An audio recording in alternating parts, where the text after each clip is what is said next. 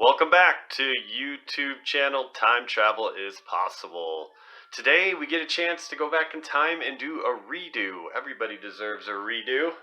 So I'm going to go ahead and review the paper mache pumpkin, the vintage one I have here.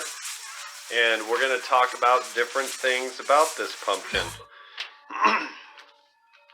Let's start with the frustration I had around researching this pumpkin when I went to the internet and researched or blogs, tried to find articles.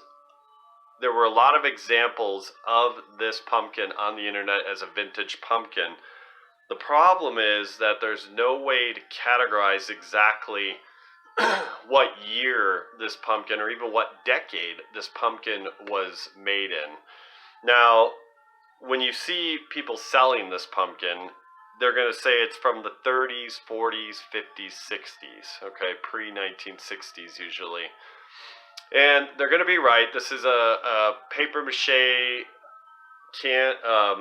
lantern, okay? It wouldn't be a candy holder, it would be a lantern. It would come with the insert, which I obviously do not have. This pumpkin's larger, one of the larger ones. It's 7.5 to 8 inches about wide. Here's a big remote control I have for something. So you can see that it's 7.5, 7 to 8 inches wide and tall.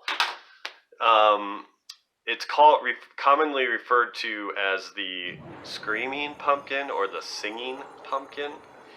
And I just wasn't able to find much on it where someone can categorize what decade it was exactly out of. So one of the purposes of this video is if you know what decade it was in, like it was produced through the 50s and 60s, or maybe even back to the 40s, it'd be great if we knew something, somebody put something together after a lot of research on what decade this one might have came out in.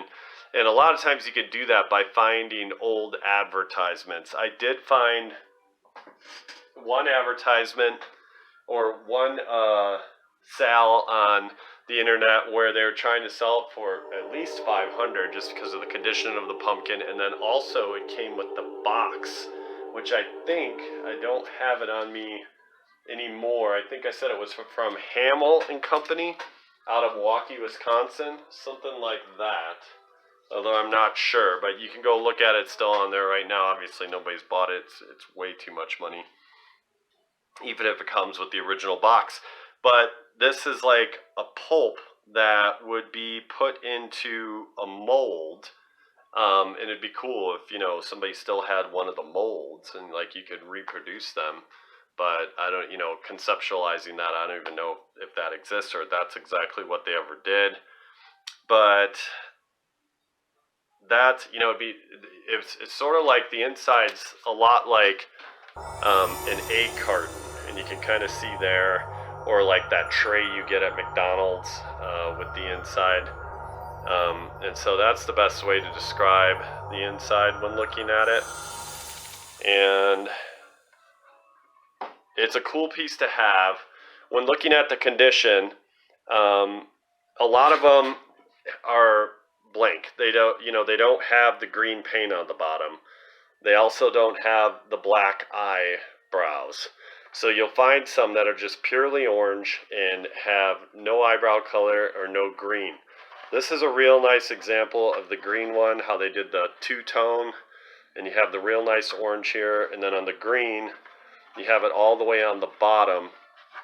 And the other thing that I noticed, I bought this, 3 years ago. I got three, there were 3 in a set, 2 smaller ones. I sold those and was able to pay back the whole lot that I had purchased and keep this one for free. So I was happy on that.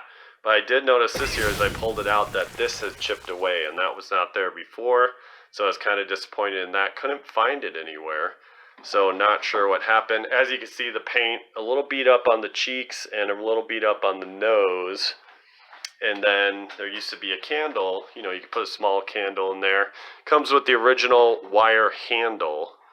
And I just really like this one. This is one of my favorite ones. Now, when talking about, another thing that wasn't very clear when when searching on the internet was how to tell if they're reproductions or they're fake or if they're the real deal. Mine is the real deal.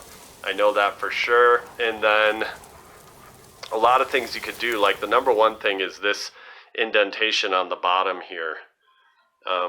But there is no marking saying when it was made or anything like that. But the indentation on the bottom, a lot of the newer ones, reproduction ones, after 1990, post 1990, these are just flat on the bottom. And then, as you see a lot of the reproduction, it's almost better to get familiar with the ones that people know are reproductions from the 1990s or later, because you can identify those easily. And then you would know right off the bat, oh, that's a reproduction, because you've seen them before. They have some of the trademarks on them, the ESC Trading Company, the Bethany Lowell, those types of ones. Those companies that came out, or Seasons in the Past or something. I can't remember what the other company name is. But you also want to look at the paint. Is the paint new? You can smell it and see, you do the smell test to see if it smells like new paint. A lot of times if you see chipping, you don't want that to happen where it chipped away and it looks really white beneath. So this one, very much not like that. Very authentic, and there's just not enough to definitively say how to tell a fake from a reproduction. I mean, a real vintage one from a reproduction. So I just wanted to go over that. Once again, I've gone too long on this video. Comment what you think below. Tell me if you know a little bit about this. If you have some knowledge, it'd be nice to get a thread going in relation to all that. And let's see if we can figure some of this out. And I'm continually posting all the Halloween videos this week and throughout the month. So check those out. Check out the ones from the last 2 years, and check out all the other 55 videos that I did. Alright guys, I'll see you in the future, time travelers.